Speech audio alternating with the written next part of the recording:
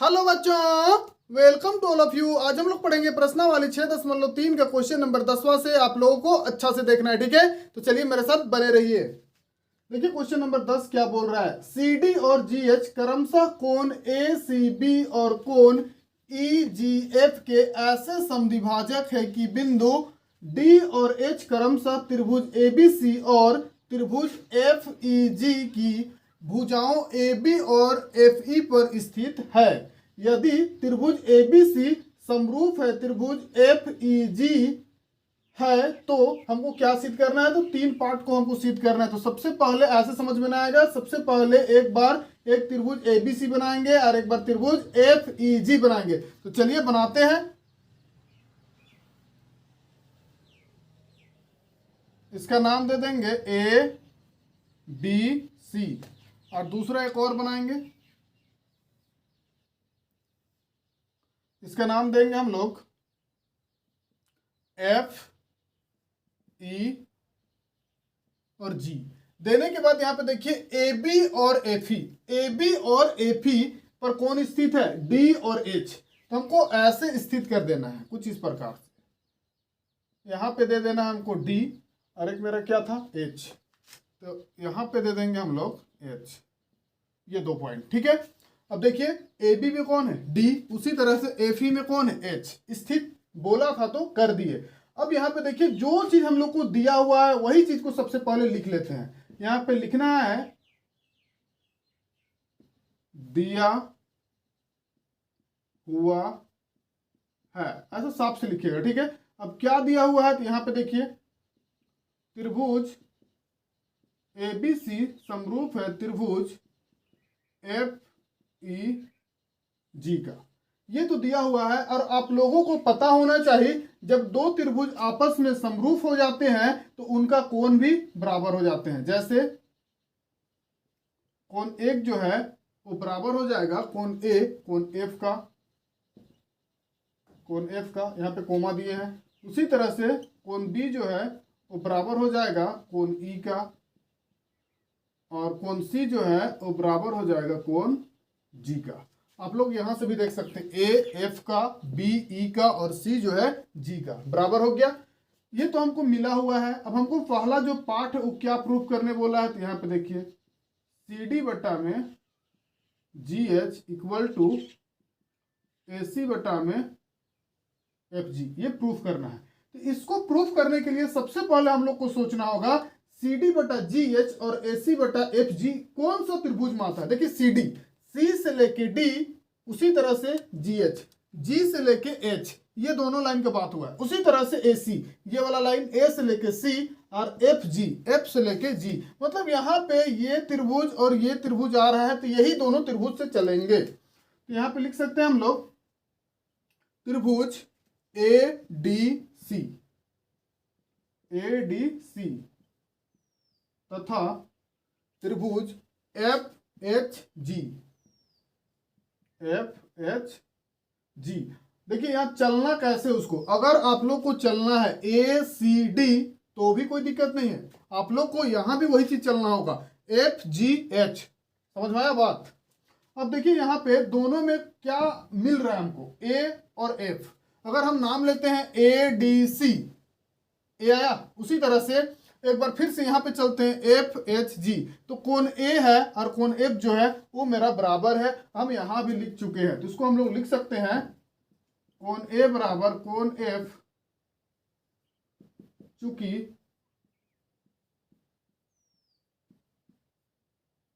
दिया है, ठीक है।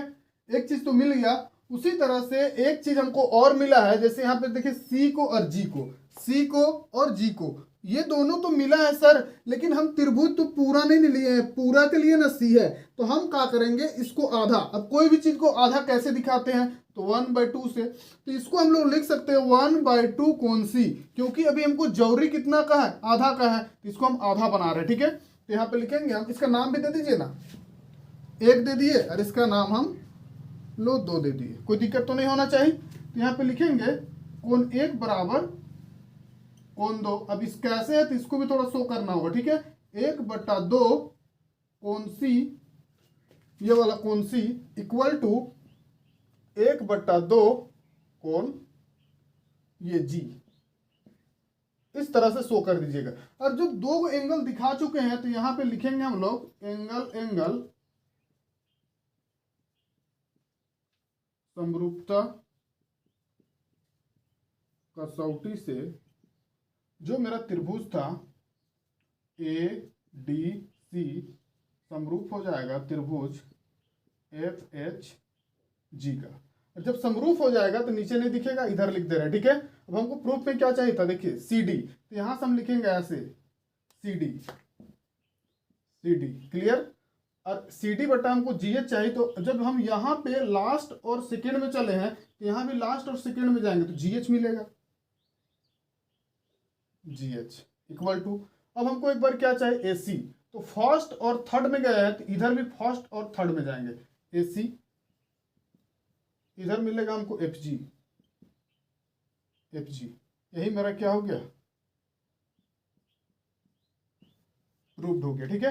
तो एक बार इसको स्क्रीनशॉट कर लीजिएगा आप लोग, अच्छा से देख लीजिए, अगर समझ में ना आएगा तो मेरा से पूछ लीजिएगा, ठीक है। चलिए अब देखते हैं इसका क्वेश्चन दूसरा को।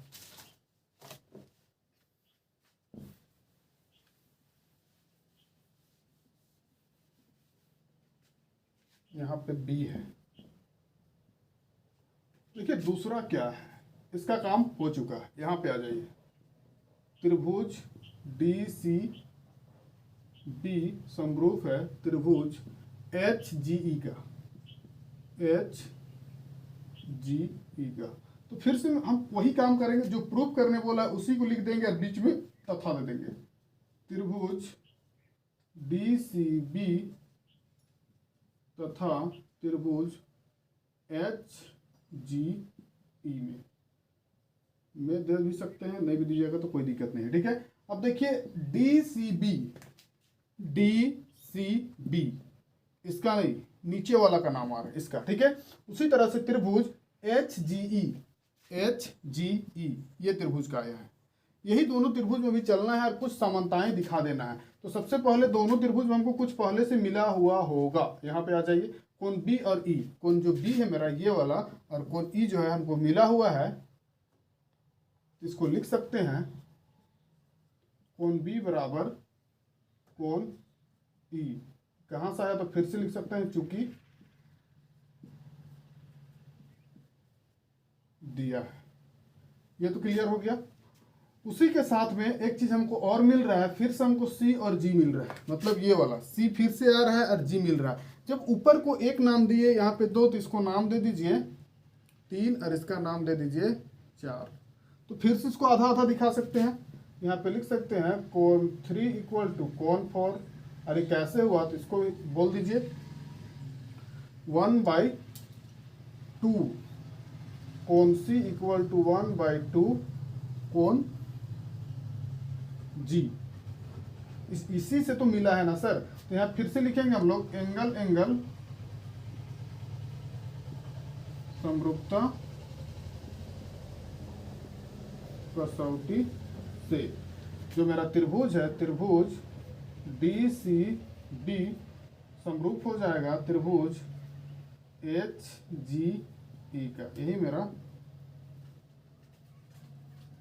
प्रूव्ड हो गया, ठीक है। छोटा सा क्वेश्चन था, कोई बड़ा क्वेश्चन नहीं है, आराम से देख लीजिएगा, सोल्व कर लीजिएगा, ठीक है। और पर भी समझ में ना आए तो हम हैं खुद, मेरा से पूछिएगा, मिटा दे रहे हैं।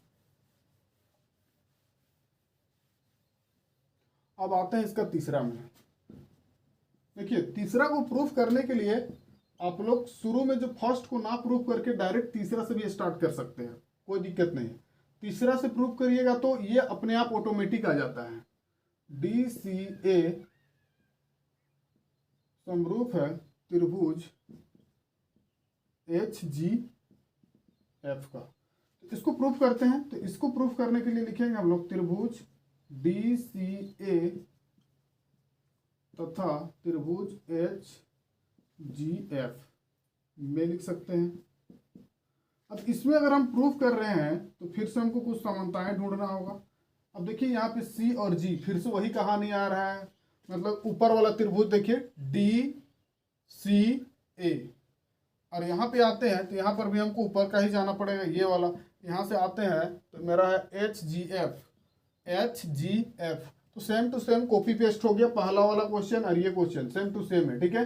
थोड़ा सा डिफरेंट बस ये है कि अभी ये चीज़ दिया हुआ है और हमको लेकर आना है, और पिछला वाला में कुछ इस प्रकार का दिया हुआ था, अनुपात में दिया हुआ था, ठीक है। तो यहाँ से लिख सकते हैं हम लोग कोण ए बराबर कोण एफ।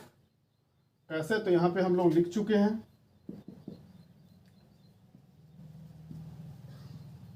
दिया है। उसी तरह से कोण सी, तो एक बराबर लिख सकते हैं हम लोग कोण दो। कैसे, तो इसको भी बता देंगे, 1/2 कोण सी इक्वल टू 1/2 कोण जी। एंगल एंगल्स हो जाएगा, एंगल एंगल समरूपता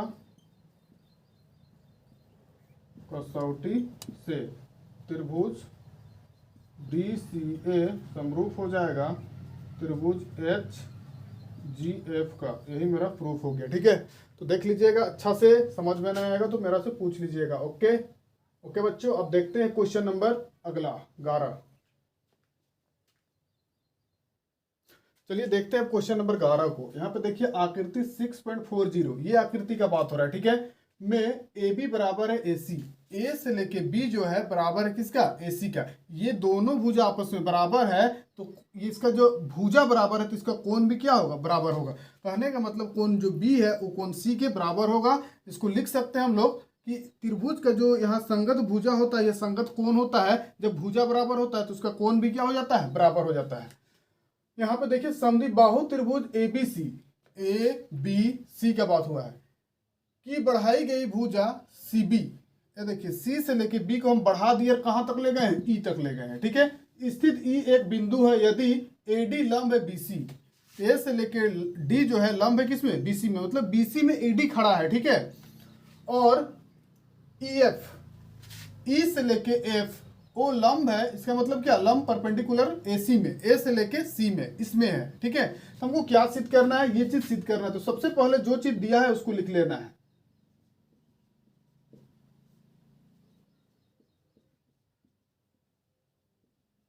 दिया हुआ है, क्या दिया हुआ है, तो सर AB जो है AC के बराबर है। और दूसरा, जब इसका भुजा बराबर है तो इसका कोण भी क्या होगा, बराबर। कौन कौन, कोण B और कोण C, कोण B बराबर कोण C। यहाँ पे लिख सकते हैं हम लोग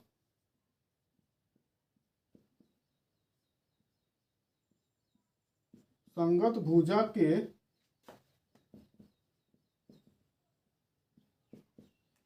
सम्मुख कोण, यहाँ पे लिख दे या यही लिख देते हैं,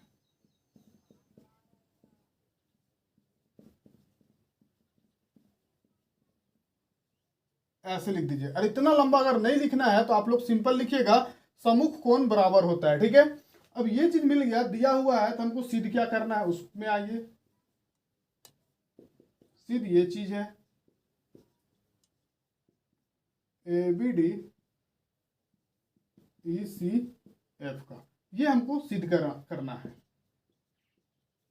प्रमाण जो सिद्ध करना है उसी से चलेंगे हम लोग, ठीक है।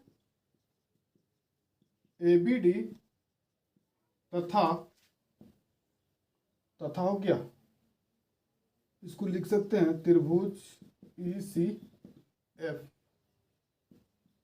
में, ठीक है। अब इसमें देखिए क्या क्या, आंख को खोलिए, थोड़ा फाड़ के देखिए, जो जो दिखता है उसी को बैठा देना है, आंसर कर देना है। ADB में आ जाइए, या फिर ABD में, ABD इसका बात हुआ है। ECF ये त्रिभुज का बात हुआ है। ये दोनों में अगर देखा जाए तो हमको क्या मिल रहा है, हमको तो सर A वो 90 डिग्री दोनों में मिल रहा है। पूरा पूरा लिखना है तो पूरा पूरा भी लिख सकते हैं, और नहीं तो इसको लिख सकते हैं कोण D बराबर कोण F इक्वल टू 90 डिग्री, या फिर प्रत्येक को 90 डिग्री भी दिखा सकते हैं, ठीक है। और एक चीज हमको ऊपर से मिला हुआ है, कोण B जो है कोण C के बराबर है। आप लोग इसको उतार सकते हैं, या फिर यहाँ पे लिख दीजिएगा दिया है, कितना बार बार लिखिएगा, चूंकि दिया है, हो गया। अब दो एंगल तो मिल चुका है, तो एंगल एंगल समरूपता कसौटी से। ये मेरा क्या हो जाएगा प्रूफ, त्रिभुज ए बी डी त्रिभुज ई सी एफ। ये मेरा प्रूफ हो गया, ठीक है। तो स्क्रीनशॉट कर लीजिएगा, देख लीजिए, थोड़ा साइड हो गए हम। ओके, और समझ में ना आए तो प्लीज मेरा से पूछ लीजिएगा। Okay, thank you.